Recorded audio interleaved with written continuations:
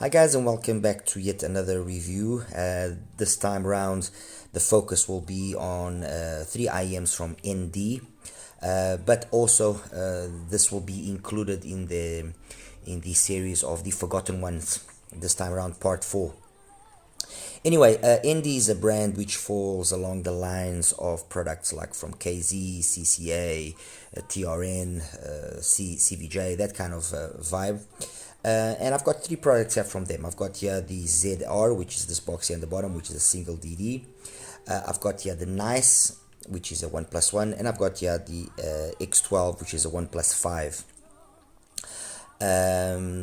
Anyway, look, the boxes, I'm not going to bother you too much. The boxes are as simple as can possibly be. As you can see, there's a lot of a KZ vibe going here. So anyway, that's the box here for the ZR, 10 millimeter dynamic driver, 32 ohm impedance.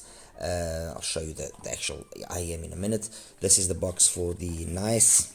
Again, very simple. Brings a little carrying pouch, brings some tips which actually do work quite nicely, and cable as well, very simple, but nothing too overboard. The ZR, the first one, we're talking about an IEM which costs around $30. The ND NICE just a little over $30. So I guess you could say budget orientated. The NICE, they mention it as having an impedance of around 25 ohms. And that's basically it. It's available with and without mic. And then finally their flagship, which is the X12. Again, plenty of tips, carrying case, cable, although the cable is a little bit on the dubious side. The case is a case which is very similar to something like we've seen from Moondrop, the shoe. And anyway, look, it's a nice effort, and considering it costs just over $50, I guess it's not too bad. It is what it is. The NICE also has the X12 also has tuning switches. Yeah, that's basically it. So here we go. Now let me actually show you the IEMs. This is the ZR. Okay, obviously this is not the stock cable. ZR, nice little generic style of shell. We've seen it before. You can actually see the driver inside. It's got a nice enough faceplate design.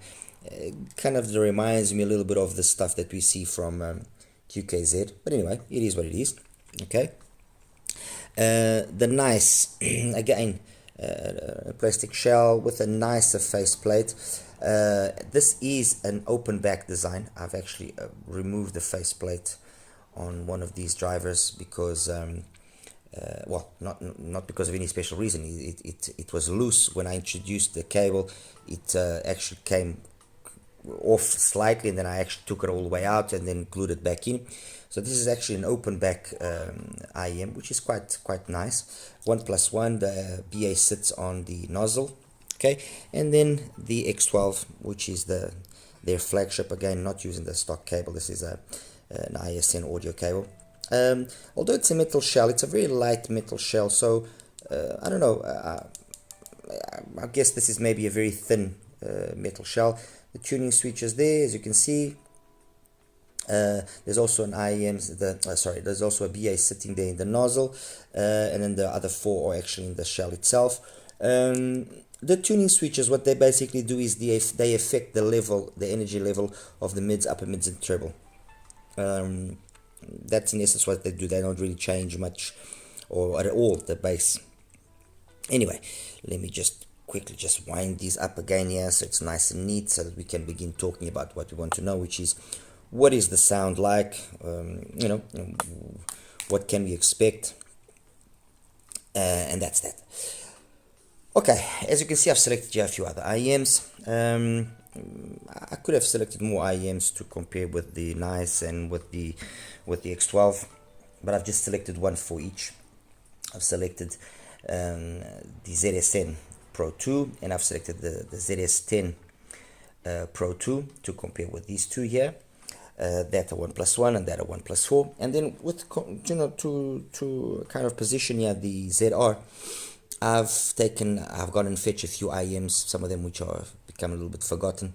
I've got here the HOLA, okay, from Truth Ears.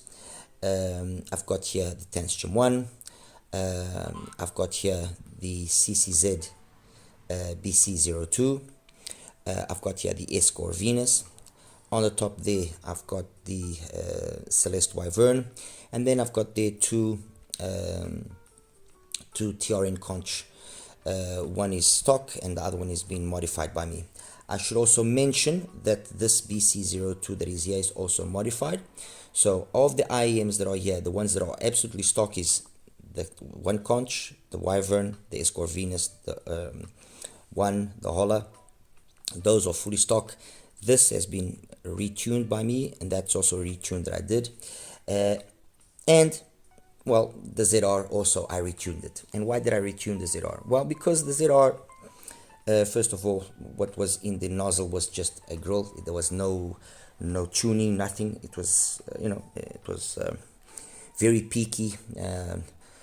When I show you the graphs, you'll see what I mean. And coupled to the fact that peakiness was very intense, it was very energetic. It kind of made the mids to upper mids, that area, they come forward too much and shout a little bit. At lower volumes it was acceptable, but it made it shout a little bit.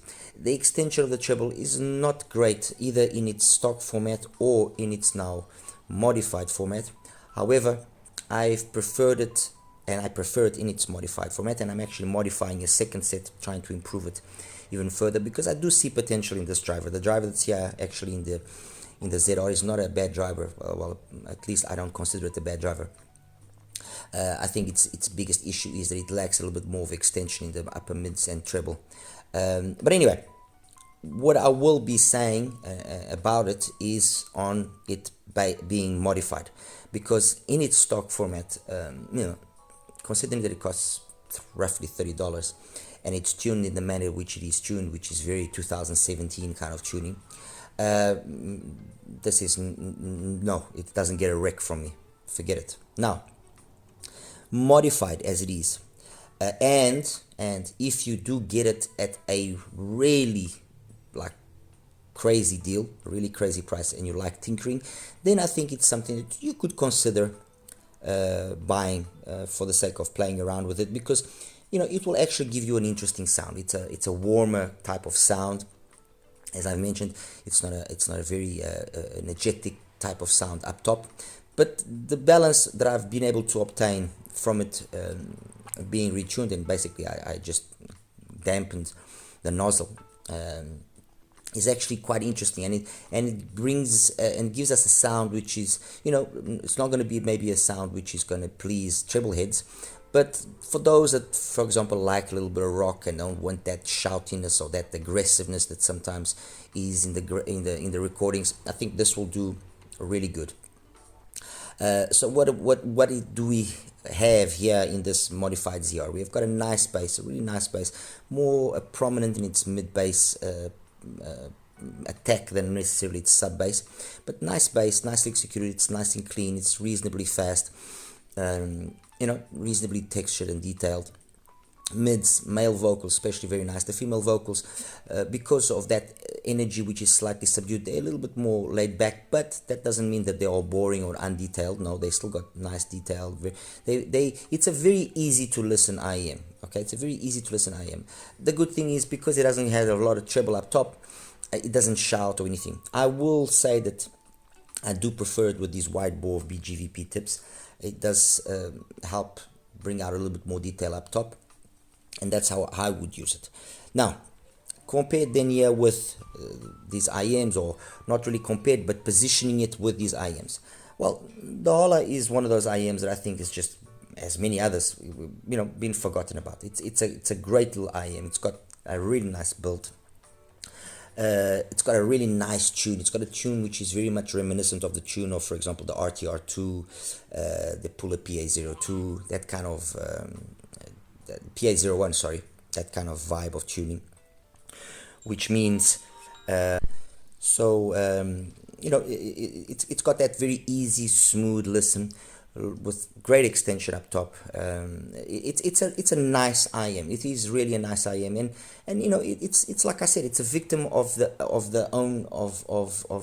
HiFi market, because with so many IEMs being launched all the time, it just gets forgot. It just got totally forgotten, and I'm sure many of you don't even remember it.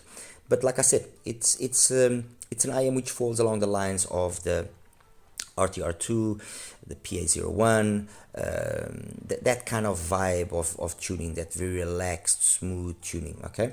Compared with the ZR, it's equally as smooth, slightly superior bass, significantly more detailed up top. And on top of all of that, if that wasn't already enough, it's, you know, you can get it for under $20. Metal build. I mean, this is just an IEM that is overall a better IEM. Makes more sense. So, you know, it's like I said earlier, this would only make sense if you can get this really cheap and you like playing around. You want an IEM that you want to play around with. Okay. Tension 1. What I said about the HOLA very much applies itself to the Tension 1. The Tension 1's got just a little bit more mid-bass impact as compared to that, although that impact is a little bit more pillowy. Okay, it's got a little bit more mid-bass, but it's a little bit more pillowy. It's not as clean and incisive as it is on the HOLA. Upper mids, upper mids and treble very nicely executed. I mean, on the same level of the HOLA, maybe perhaps here and there a little bit superior, but overall a very nice sounding IEM as well. Its issue, honestly, really is just the fit, which, you know, being bullet style can be a problem. And again, compared with the ZR, I would say it is a better and a wiser choice. You can pick this up for like $22, right? S-Core Venus. Definitely one of those IEMs that has gone completely under the radar. I mean, I've seen this now recently in AliExpress for $12, and for $12 with this level of build, it's a no-brainer. Honestly, this is truly a no-brainer. Really nice bass, nice mids, you know, very relaxed pin again along the lines of the HOLA. Again, it's got that kind of vibe of sound like the RTR2, like the PA01, plenty of detail up top. Overall, a much better IEM as well than the ZR. I mean, okay, you guys might be thinking, oh, but you don't want to compare, but you are comparing. Well, I'm trying to position the ZR so you guys understand, you know, that there are so many options at this price bracket of single DDs that the ZR has to compete up against, that, you know, if you're going to launch something, launch it properly. That's what I think. I mean, if the ZR had been launched with the tuning that I have done on it, I think it would have been significantly well more received, and as well, it should have been priced lower. Compared with the Wyvern, the Wyvern is a kind of an IEM which again follows that relaxed kind of tuning. It's got very much the Q1 Pro, the EPZ Q1 Pro vibe of sound. Phenomenal IEM, honestly, phenomenal IEM. Really good. You can pick this up for like $22. I mean, this, the S-Core Venus, the HOLA, the one, these IEMs, they are really good, really nice. Okay. Anyway, conch. The thing about the conch here is that it has those tuning nozzles which can be, which can introduce or give us a different signature. And be it the stock one like it is here, or be it that modified one, this again is one of those IEMs which is really special. You know, I've mentioned already a few IEMs here which are really good in its stock format. But if I have to consider various factors and what the cable that it brings, the nozzles, the build and everything, I would probably say this, out of all the IEMs that I've mentioned so far, is probably the most sensible buy. You can pick this up now for like $21. And for $21, a DLC driver like it has inside, of the quality that it has, a nicely built metal shell, fits nicely, nice cable, you know, you can't really complain. Honestly, you can't really complain. You just can't. The modified version is something that I played around with, following some of the work that Michael Bruce did as well, and I love it. Modified, unbelievable. unbelievable, the performance that you can get out of the conch. And then finally, the CCZ BC02, again with its stock tuning, a very much a 2019, 2017, 2018 type of tuning on an IEM which has a lot of potential. And how much potential does it have? Well, I retuned it, and this thing sounds almost identical to the conch. Really nice IEM. You can pick this up for like, you know, $18-19 as well, but you need to modify it. Okay, it's not a difficult mod to do, but you need to modify it, and if you modify it, you will be definitely very impressed. I mean, the difference in terms of sound of this modified to this unmodified is huge, really huge. So what is the conclusion that we can take out of here? The conclusion is that yes, the ZR is an interesting IEM if you want to play around, and if you can pick up, you can pick it up really cheap. Otherwise, it doesn't make sense. It doesn't compete. It doesn't have a properly done tuning. It's overly expensive. It doesn't bring anything to the market which hasn't been done by several other IEMs, and in a much better manner. If I was to somehow position these IEMs and give them a sort of a rating, okay, in their stock format, I would say the conch is the one that comes out on top, and then the Wyvern, the HOLA, and in second place, and then in third place the one and the Escort Venus. The differences are minor, but trust me, the differences are very minor in that positioning. Okay, I'm considering here price, the ratio between price and performance. I'm considering here the overall sound, the balance of sound and everything, and the conch definitely in that aspect is something really special.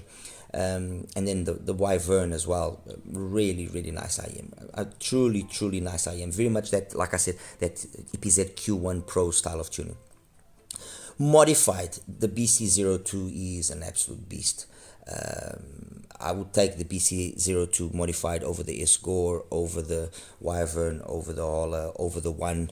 I would say that, like I mentioned earlier, it's like a conch. Okay, so I guess that covers then the ZR. Let's talk now here about the NICE. I had talked about the NICE previously, so I'm not going to say too much other than the NICE. Although it has a, let's say, unusual tuning because of the way that it graphs, it's got a mid-bass emphasis, although there's no real lack of any sub-bass, to be honest. So it's got a nice thick mid-bass, and then the mids, upper mids and treble are graphically at least not pleasing, But interestingly enough, this is one of those cases where the balance that is being able to be struck afterwards is quite interesting. And I don't know if it's down to the fact that it's an open back.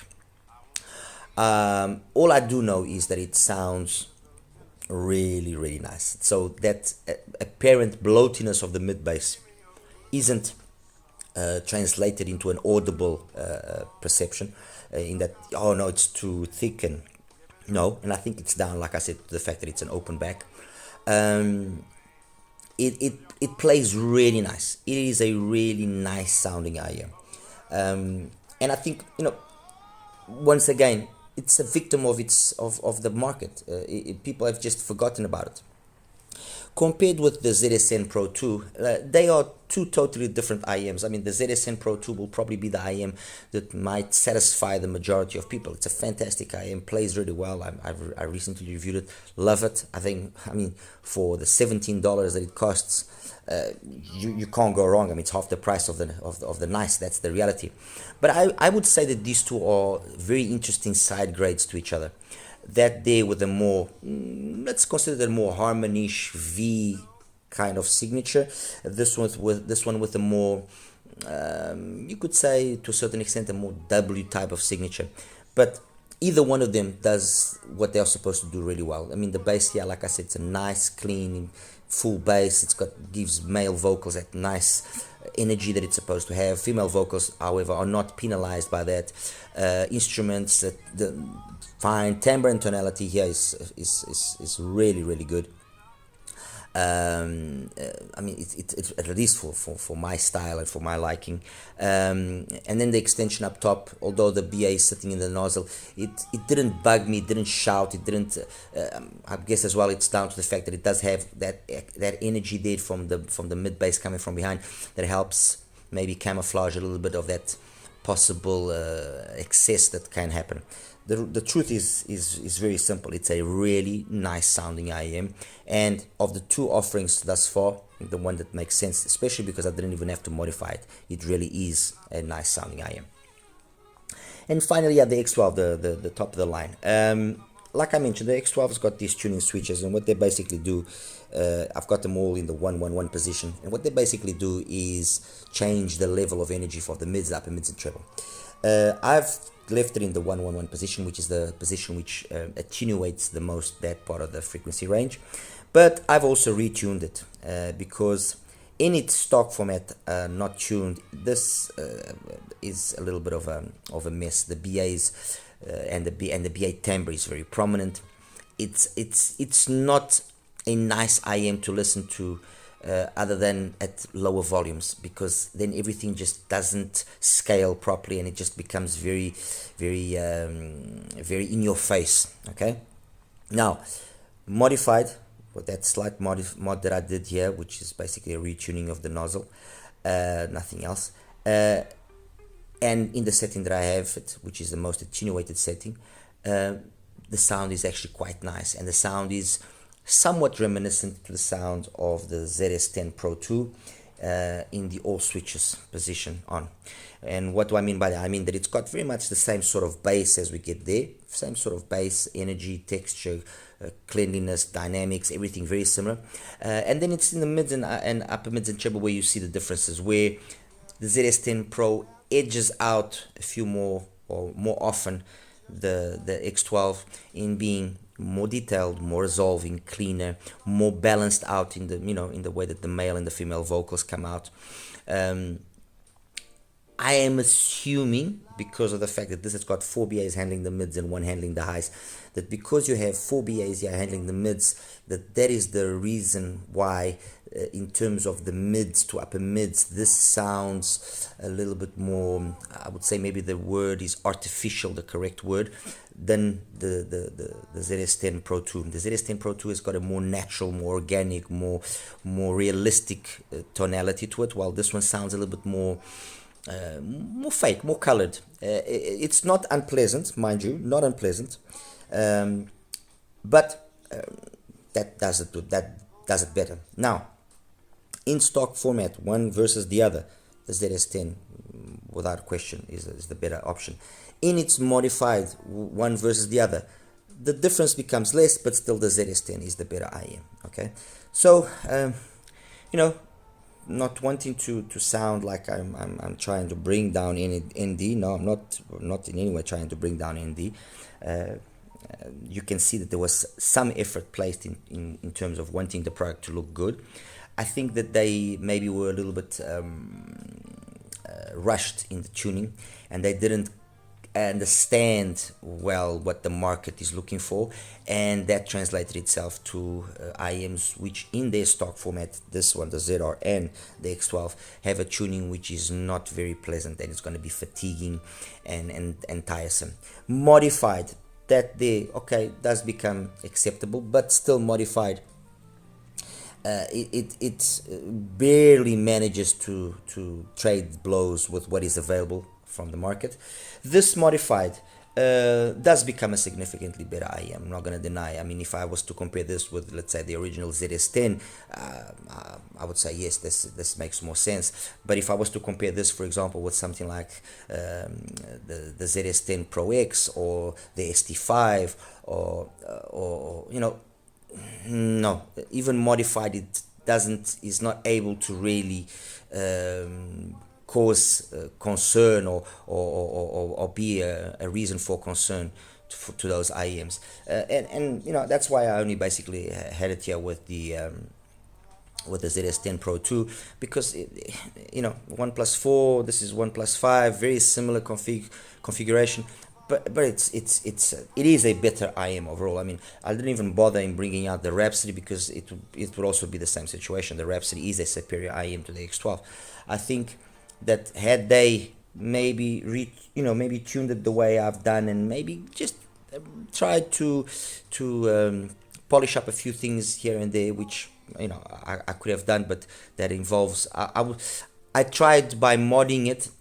I tried to do something which you guys can replicate relatively easy, and it's not going to be a hassle to do if you already have the IEM and you're not happy with the sound. So that's what I tried to do. Obviously, there's more margin for improvement, but you have to open it up and change more things, which I don't want to be as complex as that. I always try and do things with my mods, which are things that can be easily done by the majority of you guys with relative ease. And that's it, guys. I'll show you another graphs and we'll wrap it up. All right, you take care. Hi guys, and welcome now to the graph section here for this mega ND review. I'm going to start with the ND nice because that's the easiest one to get out of the way. And there we go. That's the graph of the ND nice. And as you can see, although it's not that it's got anything radically wrong with it, okay? It's got what seems to be a thickish mid bass. The pinna gain is nice and relaxed. We're talking about the pinna gain is roughly 8 dB, so nothing too dramatic there. What we then have, and I'm guessing it's also to a certain extent a little bit of a coupler related, is this peak here at close to 5 and then this peak here at 7, which could possibly be more there at 8. It was down to some difficulty in terms of the insertion depth of the tip than anything else. It's got some nice extension past 10K, nice, there's also got some good extension into the sub bass, although what you feel mostly is this mid bass presence, okay? We're talking about a bass gain which is roughly 8 dBs as well. So for the most part, I would say that the graph isn't terrible, but it doesn't translate entirely into how it sounds, and the truth is that it actually sounds very, very good. This is the graph of the ZSM Pro 2. Let me just align this, and I'm going to align them at 1K, and you will see that there we go. It's not that it's that radically different, the nice from the ZSM Pro 2. We do well. I felt that the mid bass presence of the nice was a little bit more noticeable than that of the ZSM, although not a huge difference. Both have got some good extension past 10K. The biggest difference is really over here, and then you do notice a little bit more sub bass extension on the ZSN. Overall, like I mentioned as well, I wouldn't say one is better than the other. They are both very good side grades to each other. I enjoyed the ZSN Pro 2, definitely the best, or one of the better 1+1s alongside the Krilla from KZ, and I enjoy very much as well the nice. I think it's like I mentioned, an IEM that's gone very much under the radar. Anyway, that's the nice there. So let's just take this out of the way and erase it so we don't have any more confusion. Now I'm going to show you the X12, and I'm going to start you with the X12 with the graph in the all switches off. Okay, and as you can see, it's not so much the bass here that's the problem. It's then this very abrupt pinna gain. We're talking about a pinna gain of about 15 dBs. Okay, so pretty prominent, and then all of this roller coaster you're going on. The next one is it in the 1-1-1 position, so all the switches on, which does attenuate somehow the energy, especially in the upper mids and the treble, and with that, you lose a little bit of that BA timbre and so on and so forth. This here is again has to do with the coupler insertion depth. Nothing to be worried about. It's not this here that's dramatic. And then the final graph is the one that the retune that I did. And the retune that I did is what I think they should have done from the get-go. It's a much nicer way that it sounds now. Even the past 10k, as you can see, gets cleaned up nicely. So you got a nice gradual pinna gain. We're talking about a pinna gain that now is centered in around the 10 dB, so more than acceptable.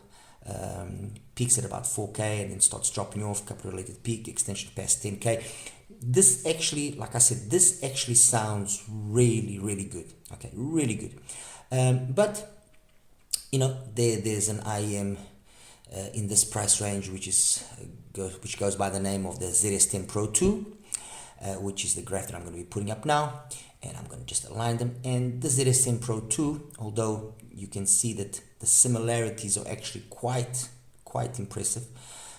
Very much the bass, and even over here for the most part of the mids, upper mids and treble. The ZS10, the ZS10, my apologies, the ZS10 Pro 2 just sounds more polished. The way that the BAs have been implemented just give it a little bit more extra detail, a little bit more extra cleanliness to the sound. And I think that the X12, if they had been just a little bit more diligent in its tuning, the X12 could have been a really good, solid IEM. That's the reality. It's got a nice build, you know. The sum of the parts, I think, is maybe the obstacle to its success. Okay, so that's that one out of the way. So let's just take away some of these graphs here once again so that we don't get things. Take that out. We can take that out. We can take, where is it? We can take this out as well. Okay, and we can as well take away the ZSM. Now let's talk about the single dynamic, the ZR. Okay, the ZR, this is the graph of the ZR, which again, I mean, way too much upper mids, not enough treble, without any doubt.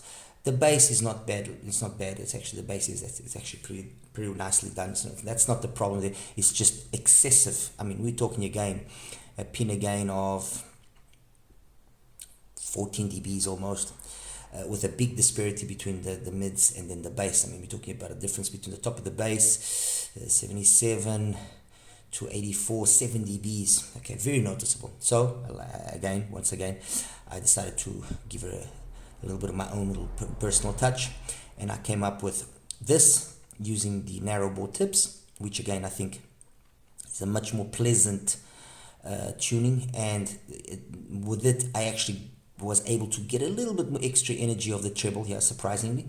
But then with the wide bore tips, that's where the BGVPs, that's where the magic happened. And as you can see, with the wide bore tips, yes, I was able to extend a little bit more the treble. Let me take away this one here so we can compare the two extremes, the stock and the retuned. And in this format, okay, let me just take away now this. In this format, which is how I then did all of my listening, and I can tell you this here basically just entails using a 500 grade filter on the actual nozzle. That's all it takes. Okay, with this setup, that's how I did my listening. The ZR actually is a nice sounding IEM. I'm not going to say it isn't. It's a little bit more warmer sounding, a little bit more on the darker side, so not an IEM for the treble heads, but definitely a nice sounding IEM, and one that, you know, if the price is right, why not play around, why not get it? Now, compared to some of the IEMs that I selected, the first one that I'm going to show you here is the S-Core Venus, and I think S-Core Venus straight away, it's very noticeable that it's got way more energy up top here in the treble, and it just sounds absolutely fantastic. Actually, it's actually quite interesting because the S-Core Venus, the Truth Here HOLA, as I mentioned, let me just put it up there as well. Okay, S-Core Venus, the Truth Here HOLA. There we go. They both have, as you can see, a kind of a similar vibe going, which is a very smooth, relaxed pinna gain. some decent extension past 10k. It's just the mid-bass energy of one and the other which is different. So the X12 sounds a little bit more fun, a little more engaging, while the HOLA will be a little bit more audiophile. It's orientated, will be, you know, it's definitely got that RTR2 kind of vibe, like I mentioned. But another IEM which also comes very close to this type of tuning of these two is the one. And when you actually compare the one in green and the X12 in red, when you actually compare the one with the X12, you understand why the X12 actually then does have that nice engaging sound, because the one sounds fantastic. I mean, bass, everything. If anything, like I mentioned before, the one's mid bass sounds a little bit pillowy at times, while the X12's mid bass sounds very impressive. They both graph the same, but it's got more incisiveness. It's a cleaner mid bass, and you know, when you consider it costs like $11 or $12, I don't think I need to say much more. Okay, so X12 one versus HOLA, all of these three versus the let me put this in black so it stands out, versus the retuned ZR.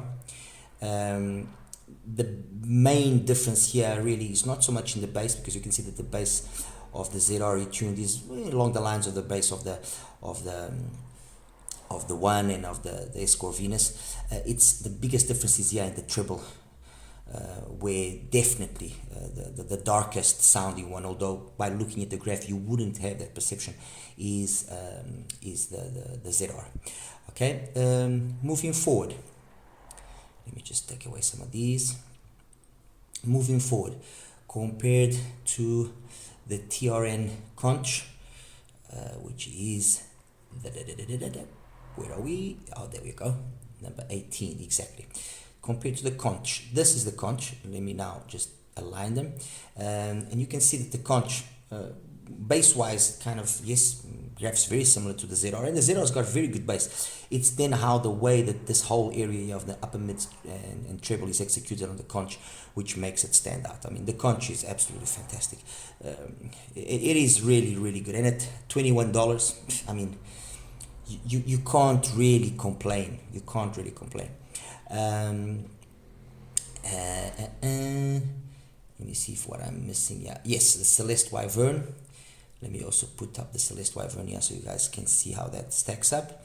That's the Wyvern. The Wyvern, again, it's got somewhat of a similar vibe to the ZR, but the difference is because it's got a little bit less mid bass, and that's exactly what I'm actually doing now on another ZR set that I have here. Is I'm lowering here the mid bass. It opens up the sound, yeah, in terms of the mids, upper mids, and treble, and there's more twinklies, there's more energy, there's more detail up here on the Wyvern. The Wyvern, again, once again, fantastic sounding IEM. Really cannot emphasize that enough. It's a very, very solid sounding IEM, which goes very much along the lines of the Q1 Pro. Actually, for the sake of you guys understanding what I'm saying, let me just quickly show you the Q1 Pro, so you guys don't think I'm just talking out of my butt. Q1, there we go.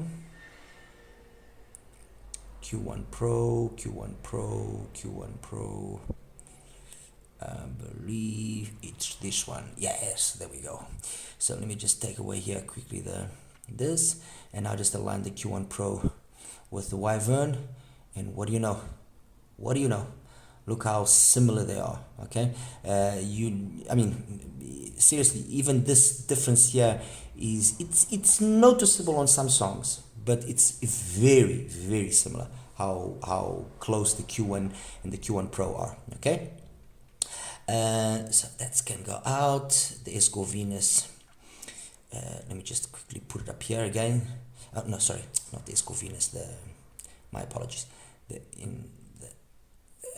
ZR to retuned, and then finally the other IEM that I also compared it to was the CCZ BC02, and the BC02 in its stock tuning, that's what it looks like, and it's anything but let's say interesting. It's a very old style of tuning, nothing that you want to write home about. However, when you go to the trouble of retuning it like I did, the results are spectacular, to say the least.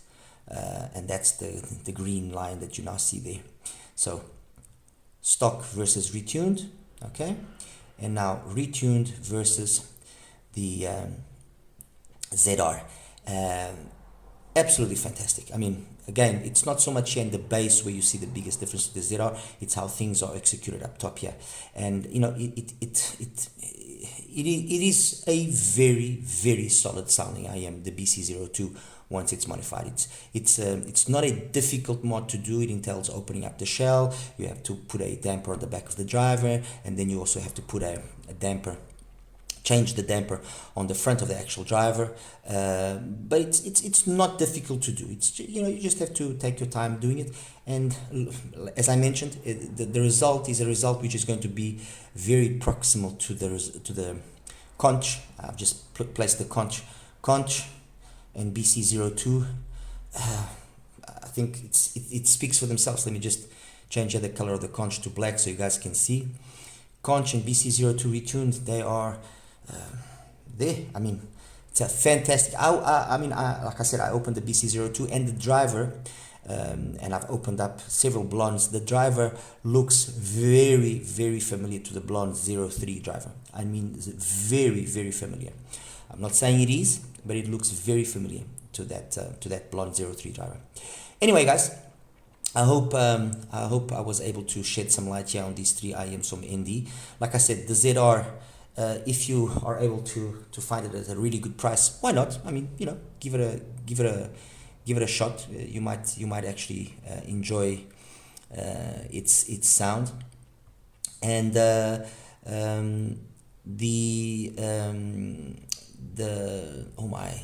oh my, what a blank. Yeah, the ND, the nice.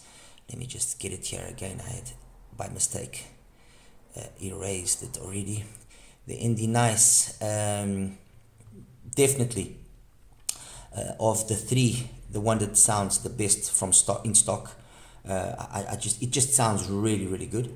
And then the X12, you know, stock, no, not exactly an IEM that I would say go rush to buy it, but once you actually retune it like I've done, you know, it actually is pretty capable. It sounds very decent, and were it not for the ZS10, you know, I would say why not. Actually, it's interesting because I'm not, and there is a strong possibility that that's the case, but the driver used in the X12, the dynamic driver, seems to be very close, or seems to be the same as the driver used in the ZR. So that's the reason why it's also got a very similar bass performance and mid performance. Anyway, guys, like I said, wrap it up. Any questions, please feel free to ask, and I'll do my best to answer. Take care now. Bye bye.